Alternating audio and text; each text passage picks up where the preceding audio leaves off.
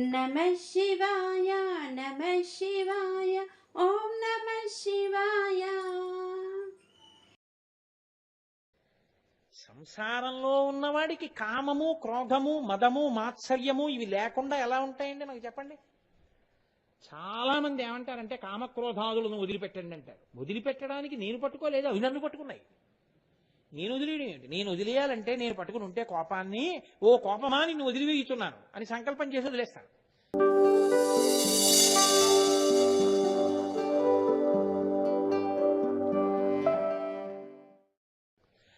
ఆయన చేసే పని ఏమిటో తెలుసా అండి? ఇప్పుడు నిత్య జీవితంలో పొందవలసిన దానికి రండి. శంకర భగవత్పాదులు షట్పది చేస్తూ అక్కడ చెప్తారు ఆ రహస్యాన్ని.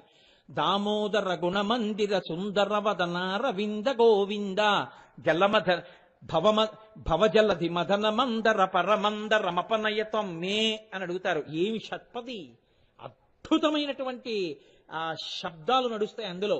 దామోదర గుణమందిర సుందర వదన రవింద గోవింద భవజలధి మదన మందర పరమందర మపనయతం మే. రకారం ఎలా దొల్లుతుందో చూడండి. శంకర భగవత్పాదుల స్తోత్రాలంటే అలా ఉంటాయి. సంసారం అనేటటువంటిది పాలసముద్రం. ఇందులో మోక్షమును అపేక్షించినటువంటి వాడు భక్తి అనబడేటటువంటి తాటిని కట్టి పరమేశ్వరుడు అనబడేటటువంటి మందర పర్వతాన్ని దింపాలి. ఇప్పుడు ఈ భక్తి అన్న తాడు వదిలేశారో మీకు పరమేశ్వరుడు అన్న కవం ఉన్నా ఒకటే లేకపోయినా ఒకటే. ఈ భక్తి అన్న తాటితో పాలసముద్రం అనేటటువంటి సంసారాన్ని చిలుకుతూ ఉండాలి. సంసారమును విడిచిపెడితే మోక్షం వస్తుంది అనుకోకండి. సంసారము మిమ్మల్ని వదిలిపెట్టదు. ఎక్కడికైనా సంసారం ఇక్కడ ఉంటుంది, సంసారం బయటేం ఉండదు. సంసారమునందుండి దాన్ని భక్తితో చిలకడం మొదలు పెట్టారనుకోండి, మీకు ఒక విషయం అలవాటైపోతుంది. ఏమిటో తెలుసా అండి? మీరు భక్తితో సంసారమును చిలకడం మొదలు పెట్టగానే మీకు ఉత్తర క్షణం గొప్ప అనుగ్రహం కలిగిపోయి వెంటనే పరమేశ్వర దర్శనం అయిపోతుందని మీరు అనుకోకండి. ముందేం ప్రారంభమవుతుందో తెలుసా అండి? ఏవి ఏవి మీరు ఊడ్చి చాటకెత్తాలో మీకు తెలుస్తుంది. మీరు పట్టుకున్నారో లేదో నేను అన్నమాట. ఇల్లు తుడిచేవాళ్ళు మీరు చూడండి, వాళ్ళు ఏం చేస్తారు? ఎక్కడికక్కడ పోగెత్తి కిటికీల్లోంచి విసరడం అలా చేయరు. జాగ్రత్తగా అన్నిటి కింద నుంచి చీపురు కట్టతో ఇలా లాగుతూ ఉంటారు. ఓ ఉంగరం ఉంది అక్కడ, వాళ్ళు ఏం చేస్తారు? తుడిచేయడమే నా ప్రయోజనం, తుడిచేస్తారా? వెంటనే ఇలా తీసి, అయ్యయ్యయ్యో ఎవరే ఉంగరం ఇక్కడ పడేశారు, వద్దంటే వినవు, ఉంగరం పెట్టమ్మా ఉంగరం పెట్టమ్మా ఉంగరం పెట్టమ్మా అని తినేస్తావు. చూడు ఉంగరం ఎక్కడ పడేశావు. ఆ వేలుకి గట్టిగా ఉండట్లేదనైనా దారాలు కట్టాను, ఆ దారాలన్నీ పీకేశావు. చూడు ఉంగరం ఎలా పడిపోయిందో. నేను చూశాను కాబట్టి సరిపోయింది, అవతల అన్ని పనులు ఉన్నాయి, మళ్ళీ నీ కాలేజీకి వంట ఉండాలి, నేను గబుక్కుని తుడిచేస్తే ఏమయ్యేది అని. బంగారు ఉంగరం అయితే మళ్ళీ కూతురికిస్తుంది, అవతల పారేయవలసిందైతే అన్నిటినీ తీసి పోగు పెట్టారంటారు. మీరు జాగ్రత్తగా గమనించాలి ఆ మాట. ఏం చేస్తారో తెలుసండి? పోగెడతారు అంటే ఒక మూలకి చేరుస్తారు. చేర్చి ఇప్పుడు దీన్ని చీపురి కట్టతో జాగ్రత్తగా చాటలోకి ఎత్తుతారు. ఎత్తి ఈ చాటలోని పోగంతటిని తీసుకెళ్ళి ఒక డబ్బాలో వేస్తారు. ఇలా అన్ని గదుల్లోది పోగెట్టి పోగులన్నీ ఎత్తి డబ్బాలో వేస్తారు. ఈ డబ్బాలో పోగంతా పట్టుకెళ్ళి వీధిలో ఉన్న పెంట పోగులో పోస్తారు. ఈ పోగునంతటిని ఇంకో ఆయన పట్టుకెళ్ళి ఇంకో చోట పోస్తాడు. దాన్నంతటినీ కలిపి కాల్చేస్తాడు కదా. మీ ఇంట్లోనే ఏర్పడినటువంటి ధూళిని మీ ఇంట్లోనే మీరు తుడిచి పోగు పెట్టి ఎత్తడం రావడమే హాలాహలం అనేటటువంటి దాన్ని భక్షించడం. సంసారంలో ఉన్నవాడికి కామము, క్రోధము, మదము, మాత్సర్యము ఇవి లేకుండా ఎలా ఉంటాయండి నాకు చెప్పండి. చాలా మంది ఏమంటారంటే కామక్రోధాదులను వదిలిపెట్టండి అంటారు. వదిలిపెట్టడానికి నేను పట్టుకోలేదు, అవి నన్ను పట్టుకున్నాయి. నేను వదిలేయండి, నేను వదిలేయాలంటే నేను పట్టుకుని ఉంటే కోపాన్ని, ఓ కోపమా నిన్ను వదిలివేయుచున్నాను అని సంకల్పం చేసి వదిలేస్తాను. నేను వదలలేదు, నేను కాదు పట్టుకున్నాను, అది పట్టుకుంది నన్ను. అస్తమానం పట్టుకుంటుంటుంది వచ్చి. నాకు ఒళ్ళు తెలియదు ఇంకంతే, ఇంకా దానిలో పరవశం, ఎంత కేకలేసేస్తుంటాను. అంటే అలా వేస్తుంటావా అనుకోకండి, నేను ఉదాహరణ చెప్తున్నాను అంతే. కామము నేను పట్టుకోలేదు, అది నన్ను పట్టుకుంటూ ఉంటుంది. పట్టుకుంటే అంతే.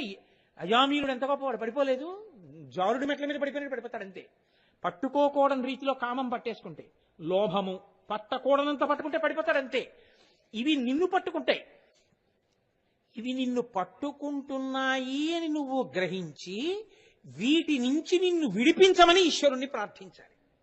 అప్పుడు ఈశ్వరుడు ఏం చేస్తాడో తెలుసా అండి, వీటిని పోగెట్టడం నేర్పుతాడు. పోగు ఎప్పుడు పెడతారు మీరు? అది చెత్తని మీకు తెలిస్తే, ఇది అక్కర్లేదు బయట తీసేద్దాం అంటేనే పోగెడతారు. అసలు ముందు పోగెట్టడం వస్తుంది. ఓ ఇది మన దగ్గర ఉండకూడనిది, ఇప్పుడు ఉండకూడనిది దేని వల్ల వస్తోందో మీరు పట్టుకున్నారనుకోండి, మీరు ఏం చేస్తారో తెలుసా అండి? కాబట్టి ఆ వస్తువుతోనన్నా సంఘం తగ్గించేస్తారు. ఒకరితో సంఘంలో ఉండడం వల్ల మీకు ఎక్కువ కోపం వస్తుంది అనుకోండి, రాకూడదు. ఆ వ్యక్తి మీకు భగవన్ మార్గంలో సహకరించకపోగా మీ యందు రాక్షసత్వాన్ని పెంచుతున్నాడు ఆ మాటలు, ఆ సంఘం తీసేస్తారు. వద్దు, ఇతనితో దూరంగా ఉందాం మనం. తర్వాత స్థాయిలో ఏం చేస్తారు? అలా ఎంతమందిని మీరు పక్కకి పెడతారు? ఇప్పుడు వాళ్ళేం మాట్లాడుతుండండి, దాని ప్రభావం మీ మీద లేకుండా, మీరు కోపం పొందకుండా మీరు యథాస్థితిలోనే ఉంటారు. ఇది విషం, ఇది హాలాహలం, ఇది అగ్ని, ఇది రెచ్చగొడుతూ ఉంటుంది, కాలుస్తూ ఉంటుంది. ఇది కామము, క్రోధము, లోభము, మదము, మాత్సర్యము, ఇవన్నీ కూడా హాలాహలమే. ఇవి పోగు పెట్టడం, పక్కకి తీయడం రావాలి. ఈ పోగు పెట్టడం అన్నది రాలేదనుకోండి, దానికి వశం అవ్వడమే మీకు చాలా సంతోషంగా ఉంటుంది. మీరు గమనించండి, ఈశ్వరుడి స్తోత్రం కన్నా మీకు ఎవరితో అభిప్రాయ భేదం ఉందో వాళ్ళనే తలుచుకు వాళ్ళతో మీరు మాట్లాడబోయేది. వాడి మాట ఫోన్ చేస్తారు కదా, ఫోన్ చేసి ఓసారి మీ ఇంటికి వస్తానంటాడు. వస్తానంటే నేనేమంటానో తెలుసా? ఏమిటండో మీరు మా ఇంటికి రావడం ఏమిటి అంటాను. అన్న తర్వాత వాడు ఇలా అంటాడు, వాడు ఇలా అన్నా నేను ఇలా అంటాను అని మీకు మీరే రెండు పాత్రలు అయిపోయి ఇలా అంటాడు, అలా అంటాను. ఎందుకు వచ్చింది ఇదంతా? కోపం. అంటే మీరు ఎలాగో అలా అవతల వాడిని కూడా బాధ పెట్టాలి. ఇప్పుడు బాధ పెట్టేస్తే మీకు తృప్తి అయిపోతుంది. ఇప్పుడు అలా అనుకోవడంలో కొంత తృప్తి అయిపోయాక 10 నిమిషాలు ఆగి, అసలు మీరే మా ఇంటికి రండి అంటే వాడు మళ్ళీ మంట వస్తుంది. వాడు అలా అన్న అంటాడు రోయ్. మీరు చూడండి ఎందుకు వచ్చింది ఇదంతా? పోగెట్టడం మీకు రాలేదు. మీరు మా ఇంటికి రమ్మంటే ఈశ్వరుడు పిలిచినట్టు, మన ఇంటికి వస్తే ఈశ్వరుడు వచ్చినట్టు. నీకేదో ఉపకారానికే వచ్చాడు, నీకెందుకు కోపం? నువ్వా పాడేది ఆయన మారాలని ఈశ్వరుణ్ణి ప్రార్థన చేద్దాం. అలా విని చక్కగా సాక్షి మాత్రంగా పంపించేద్దాం అంతే. ఈశ్వరుడు ఆయనను అనుగ్రహించుగాక, నాకు కోపము రాకుండా నన్ను ఈశ్వరుడు అనుగ్రహించుగాక. ఇప్పుడు ఏమైంది? మీరు ఎందుకంటే అక్కడ కూర్చోండి, మీరు కూర్చోండి వీళ్ళు.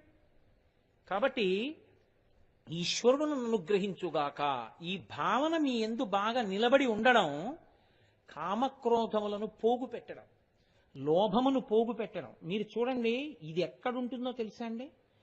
మీలోనే ఉంటుంది. శివాలయ పునర్నిర్మాణానికి రేపు హుండీలో వెయ్యండి అని నేను అన్నాను అనుకోండి, ఎంత డబ్బు ఖర్చు పెట్టేశాం, 1016 వేద్దాం అంటుంది ఇక్కడ. అనగానే మనం 1016 వేస్తే మాత్రం బోళ్ళంత మంది ఉన్నారు సభలో, అందరూ ఇలా తలో 1016 వేస్తే నాగబాబు గారు 10 శివాలయాలు కట్టచ్చు. అంత అక్కర్లేదు, అందరం తలకో 100 వేసినా అబ్బో బోల్ డబ్బు. ఎలాగో అలా మీ చేత ఒక 1116 రూపాయలు శివాలయ పునర్నిర్మాణానికి వెయ్యకుండా అన్య ప్రయోజనానికి అది ఖర్చు పెట్టేటట్టుగా మీకు ప్రబోధం చేస్తుంది. మీరు తుడిచారనుకోండి, నోరు మొయ్యి, నాకు తెలుసు, ఇప్పుడు నువ్వు ఆ 900 రూపాయలు మిగిలిన వాటిని పట్టుకు తినేస్తే ఈ శరీరం రక్షింపబడుతుంది. 1116 శివాలయానికి వేస్తే ఈ జీవుడు ఎక్కడున్నా 6వ వంతు పడుతూ ఉంటుంది. నా కోసం చేసుకోవద్దు, ఎన్నాళ్ళు నన్ను మభ్య పెడతావు, ఇలాగా వేసేస్తాను 1116 అని మీరు అన్నారనుకోండి, మీరు పోగెట్టేశారని గుర్తు. ముందొచ్చేది శివానుగ్రహము కాదు, జ్ఞాపకం పెట్టుకోండి. అందుకే పాల సముద్రాన్ని చిలికితే ముందు ఏదీ రాదు, హాలాహలమే వస్తుంది. దాన్ని ఎవరు తినాలి? శివుడే తినాలి. అదే అగ్రపూజ, అదే శివుడికే ఇస్తారు. ఎందుకో తెలుసా అండి? ఈ భావన ముందు పక్కకెడితే తప్ప మీరు అసలు సాత్విక భావన యందు నిలబడలేరు. నేను చాలా మంచిగా ఉంటానండి అంటే ఉంటారేంటి? ఎలా ఉంటారు? ఎలా కుదురుతుంది? చెడ్డగా ఉండడం రాకుండా ఉంటే మంచిగా ఉండడం మీకే అలవాటు అవుతుంది. ఇది రావాలి అంటే పాల సముద్రాన్ని చిలకడంలో ఉన్నటువంటి అంతరార్థం ఏమిటో మీకు తెలియాలి. ఇది తెలియాలి అంటే ఇదంతా ఎప్పుడు ఉంటుంది? ఈ సంకటం అంతాను, ఈ ఆలోచనలు రావడం, సంకల్ప వికల్పాలు, ఇది చేద్దామా, ఇది చెయ్యొద్దా, వాడు వస్తాడా, వీడు వస్తాడా, వాడిని అందామా, వీడిని అందామా, వాడిని విసుక్కుందామా, వీడిని విసుక్కుందామా, వాడిని తిడదామా, మనం తిట్టించుకుందామా, వాడిని కొడదామా, మనం కొట్టించుకుందామా, ఈ ఆలోచనలన్నీ ఎప్పుడు? మీరు లేస్తే, మీరు లేవడం అంటే మీ మనసు లేస్తే. మనసు ఎక్కడుంది? నిద్రలో ఉంది. నిద్రలో ఉన్నప్పుడు మీకు ఏమైనా ఆ రాగద్వేషాలు కానీ ఏమైనా ఉన్నాయా? మీ శత్రువే వచ్చి మీ పక్కన నిలబడ్డా మీకు తెలియదు, మీరు అలాగే నిద్రపోతుంటారు. ఎందుకంటే మనసు లేదు, నిద్రపోయింది, ఆత్మలోకి వెళ్ళిపోయింది. అది లేచింది, శత్రుమిత్రుభావన వచ్చేసింది, నామరూపాలు వచ్చేసాయి, ప్రీతి అప్రీతి వచ్చేసాయి, ద్వంద్వాలన్నీ వచ్చేసాయి.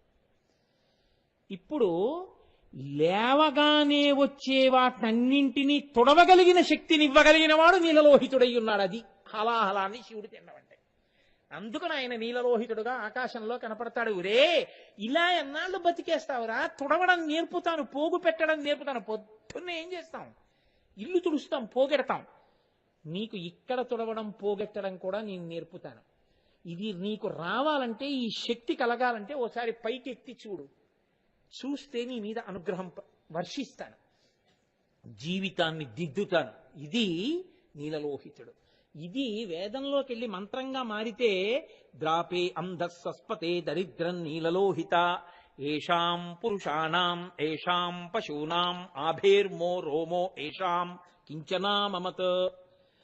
మీరు ఎప్పుడు ఈశ్వరుణ్ణే స్మరణ చేస్తూ ఆయన ప్రీతి కొరకే, కోపం పొందకుండా ఉండడానికి, కోపాన్ని విడిచిపెట్టడానికి, ఆయనని ఆధారంగా చేసుకుని బ్రతకడం మీకు అలవాటైపోయింది అనుకోండి, అప్పుడు మీరు మీ వ్యక్తి స్థాయిలో మీ మనసుకి లొంగి ఉండలేదు, ఈశ్వరుడికి లొంగి ఉంటున్నారు. ఇప్పుడు ఆయన హాలాహలాన్ని బుచ్చుకొని, అంటే ఆ పోగెత్తి అవతల పారేసి మీకు రక్షణ కల్పించి ఒకనాడు ఆయనే మీకు దర్శనమిస్తాడు. అదే అమృతాన్ని తినడం. ఆ అమృతాన్ని తింటే ఏమవుతుంది? అటువంటి వాడు తమసోమా జ్యోతిర్గమయ మృత్యోర్మా అమృతంగమయ. వాడు చీకటిలోంచి వెలుతురులోకి వెళ్ళిపోతాడు, మృత్యువులోంచి అమృతంలోకి వెళ్ళిపోతాడు. అంటే ఇంకా మళ్ళీ పుట్టి మళ్ళీ చావవలసిన స్థితి లేకుండా శివుడిలో కలవడానికి, మోక్షం పొందడానికి ఎక్కడ ప్రారంభం కావాలో ఆ ప్రారంభ స్థానం దగ్గర మీరు నిలబడితే చేయి పట్టుకు తీసుకెళ్ళిపోవడం ఇంకా ఆయన వంతు. ఆ స్థానాన్ని నేర్పగలిగినటువంటి అద్భుతమైనటువంటి నామము నీలలోహిత. అదే శ్రీకంఠ, అదే శితికంఠ, అదే హరహ. కాబట్టి ఎన్ని నామాలు చెప్పాను నేను ఇవాళ? 4 నామములు పూర్తి చేసేసాను. కాబట్టి అటువంటి మహానుభావుడై భక్తుల యొక్క ఆర్తి తీరుస్తూ ఉంటాడు అని ఇవాల్టి ఉపన్యాసాన్ని పూర్తి చేస్తూ మీరు ఒక్క విషయాన్ని బాగా జ్ఞాపకం పెట్టుకోండి. రేపటి రోజు మళ్ళీ రమ్మంటే వచ్చే రోజు కాదు. శివుడు మూపురమై, అందున విష్ణునాలయంలో గోవు యొక్క పూజ అంటే మాటలతో కూడుకున్న విషయం కాదు. శుక్లపక్షంలో పరదేవత ఎప్పుడు పరదేవత ఆవహించి ఉంటుంది. పరదేవతయే ఆవు. అందుకే నేను తరచూ చెప్తుంటాను ఈ మాట. మఠాల్లో 3 పూజలు చేస్తారు: గోపూజ, అశ్వపూజ, గజపూజ. గజపూజ చేసినప్పుడు పశుపూజ, అశ్వపూజ చేస్తే పశుపూజ, గోపూజ చేస్తే ఈశ్వర పూజ. గోవుకి పశుపూజ కాదు, గోవుకి చేసిన పూజ ఈశ్వరుడికి చేసినట్టే. అందుకే శృంగగిరికి పీఠానికి ఆధిపత్యం వహించినటువంటి చంద్రశేఖర భారతీ స్వామి మహానుభావుడైన నిరంతర సమాధి స్థితిలో ఉండేవారు. అటువంటి ఆయన అప్పుడప్పుడు శారదాదేవి గుళ్ళోకి వచ్చి పూజ చేస్తుండేవారు. ఆయన ఒక రోజున శారదాదేవి గుళ్ళోకి వస్తున్నారు శృంగేరిలో. పక్కన శిష్యులు పూజా సంభారాలన్నీ పట్టుకుని వస్తున్నారు వెనకాల. తీరా ఆయన గుళ్ళోకి ఎడదాం అనుకుంటుంటే గుడి రాజద్వారం ముందుకు వచ్చి ఓ ఆవు పడుకుంది. శిష్యులు గబగబా వెళ్ళి లేపబోతున్నారు. ఆయన అన్నారు, లేపకండి, నేను పూజకు వస్తున్నానని పరదేవత బయటికి వచ్చింది. పీట అక్కడ అయిందని కూర్చుని ఆయన ఆ ఆవుకి పూజ చేసేశారు. ఆవు లేచిపోయింది. ఆయన గుడి లోపలకు కూడా వెళ్ళలేదు, బయటికి మళ్ళీ వెళ్ళిపోయారు గుడి నివాసంలోకి. అంటే పరదేవతయే ఆవు రూపంలో వచ్చి నిలబడుతుంది. రేపు ఎంతవరకు సాధ్యమవుతుందో తెలీదు. వీలైతే గోపాలకృష్ణ గారు ఒకసారి తీసుకురండి ఆ వ్యాసకృతమైనటువంటి గో సంబంధమైన స్తోత్రాన్ని. వ్యాస భగవానుడు గోవు మీద ఒక స్తోత్రమే చేశాడు, అద్భుతమైన స్తోత్రం. అథర్వణ వేదంలో గోగీత అని గీతే ఉంది, గో సూక్తము అని సూక్తమే ఉంది. అంత గొప్ప గోపూజ చెయ్యడం, చూడడం, వినడం, ప్రోత్సహించడం, నలుగురికి 4 వాటాలు. కాబట్టి రేపు 6:30 ఒక సెకన్ అటు కాదు, ఒక సెకన్ ఇటు కాదు, 6:30 గోపూజ ప్రారంభం అవుతుంది. కాబట్టి కార్తీక సోమవారం చక్కగా తెల్లవారుజామున స్నానం చేసి సంధ్యావందనాదులు నిత్యకర్మానుష్ఠానం చేసుకుని 6:30 అలా ప్రాంగణంలోకి వస్తే అందరూ ఉదయం గోపూజ చూద్దురు గాని గోస్తోత్రాన్ని అందరం కలిసి చెప్దాం. అందరం పూజ చేయబడినటువంటి గోవుకి ప్రదక్షిణం చేద్దాం. చేసి మీరు ఆ పూజా విధానం అంతా చూద్దురు గాని రేపు సాయంకాలం కార్తీక సోమవారం నాటి అసుర సంధ్య వేళ కనుక అద్భుతమైన ప్రదోష వేళ రేపటి రోజున. అటువంటి రోజు కాబట్టి రేపు సాయంకాలం గంగావతరణ ఘట్టాన్ని చెప్తాను.